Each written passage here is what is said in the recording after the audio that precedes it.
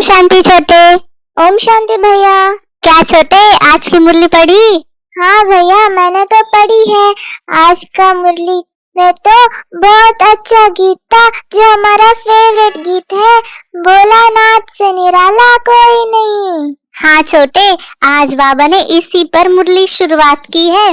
बाबा ने कहा भक्ति मार्ग में दुनिया सिर्फ गाती है, समझती थोड़ी है।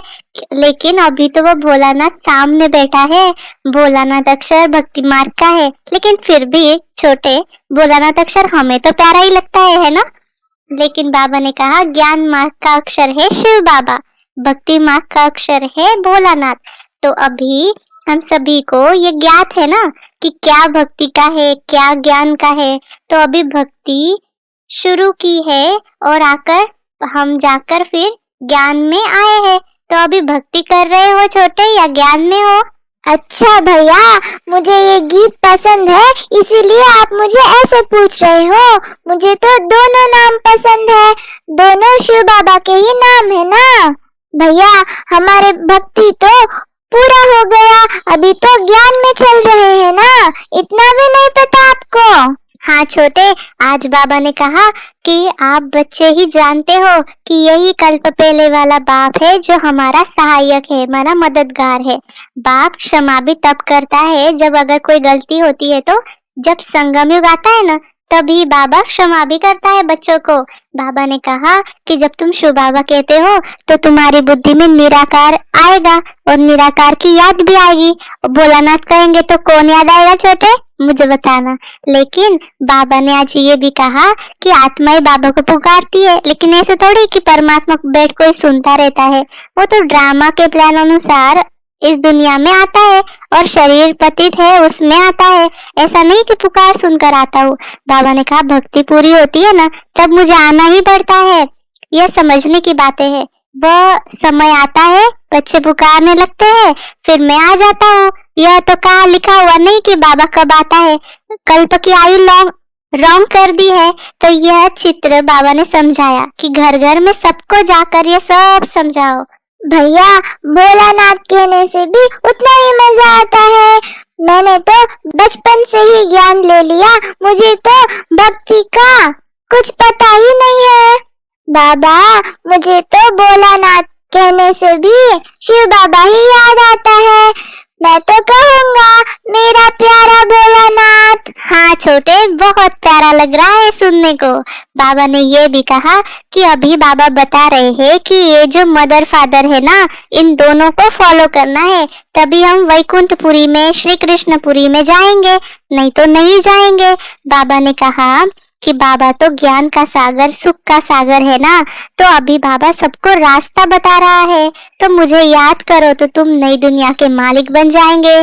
बाबा ने कहा लौकिक माँ बाप ज्ञान में अगर है तो बच्चों को भी उन्होंने ज्ञान में लाना चाहिए, बच्चों को भी करानी चाहिए ना।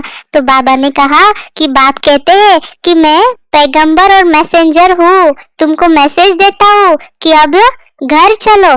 धर्म स्थापक तो सिर्फ आकर अपना धर्म स्थापन करते, लेकिन बाबा ने कहा मेरी विशेषता ये है कि मैं सबको मैसेज देता हूँ कि अब वापस चलना है, यह दुनिया अब रहने लायक नहीं है, मुझे याद करो तो पावन बनेंगे। अभी तो कौन सी लड़ाई लगने वाली है छोटे, क्या क्या होने वाला बताया बाबा ने? हाँ भैया, अभी तो बहुत सारे बॉम्ब्स गिरेंगे, महाभारत लड़ाई होने वाला है।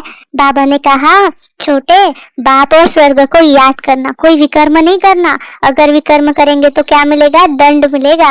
लेकिन विकर्म कराने वाली माया है, उस पे हमें जीत पहननी है। बाबा ने कहा तुम कौन हो पता है? हनुमान और महावीर तुम हो, जो बाबा के बन गए। माया से हार नहीं खा सकते हो। बाबा ने कहा जो पुरुषार्थी बच्चे होते हैं ना, वो अपने जीवन पर तरस खाते हैं, मना अच्छा पुरुषार्थ करते हैं। कुछ भी हो जाए, याद की यात्रा में रहेंगे, अचल अड़ोल रहेंगे, विनाश तो होना ही है। सबके काका, चाचा, मामा, गुरु, गोसाई आदि सब खत्म होने वाले हैं।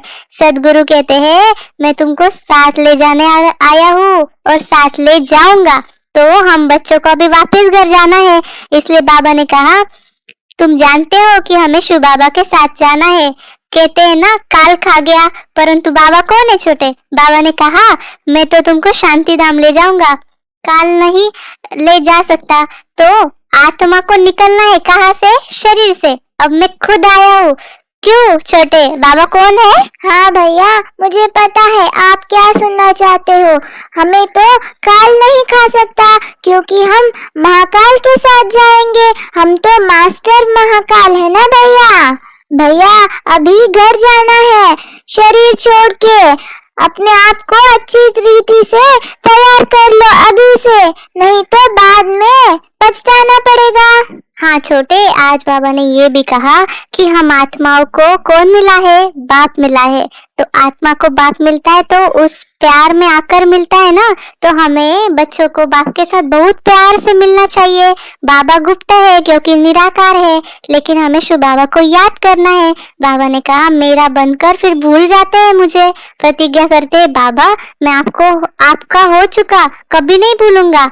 मेल चाहे फीमेल दोनों की आत्मा कहती है ना, तो परंतु शरीर मेल का है तो कहता है आपका बन चुका हूँ, फीमेल कहेगी बन चुकी हूँ। ऐसे ही भी बाबा ने आज डिफरेंस बताया। देखो छोटे, मजेदार है ना अपना बाबा। तो बाबा ने कहा तो ऐसे तुम बोलते हो, लेकिन प्रतिज्ञा क्या है वो इम्पोर्टेंट है ना। बाबा ने कहा गाते थे ना तुम बच्चे, परवाह है पार ब्रह्म में रहने वाले परमात्मा की, वो एक ही बार आता है। यह भी समझने की बात है ना, अभी वो आया हुआ है। कई तो समझते ही नहीं, आगे चलकर उनकी आंख खुलेगी, लेकिन तब कोई फायदा नहीं होगा क्योंकि विनाश नजदीक है तब। बाबा ने कहा तुम्हारी बुद्धि में हूबहू सब रिपीट हो रहा है ज्ञान, क्योंकि ज्ञान का सागर बाप समझाते हैं। तो बाबा ने कहा ऐसे नहीं होना चाहिए बच्चों का, अचल स्थिति होनी चाहिए। ऐसे नहीं कि माया घड़ी घड़ी डोलायमान करे, जैसे चुई मुई के पेड़ होता है ना, वैसा नहीं बनना है हमें, मुरझा नहीं जाना है हमें। बाबा ने कहा समय नजदीक है, तुम्हें पूरा पुरुषार्थ करना है, अंत आ गई है छोटे। हाँ हाँ भैया, बहुत अच्छी बात है। अभी वरदान और स्लोगन मैं सुनाऊंगा। बाबा ने आज वरदान दिया है कि चेकिंग करने की विशेषता को अपने निजी संस्कार बनाने वाले महान आत्मा भव। और बाबा ने स्लोगन में कहा है कि संपूर्ण पवित्र और योगी बनना ही स्नेह का रिटर्न देना है। अच्छा, आप सभी को इस छोटे बड़े की कॉन्वर्सेशन अच्छी लगी हो तो लाइक, सब्सक्राइब और शेयर करना मत भूलिएगा। ओम शांति। Thank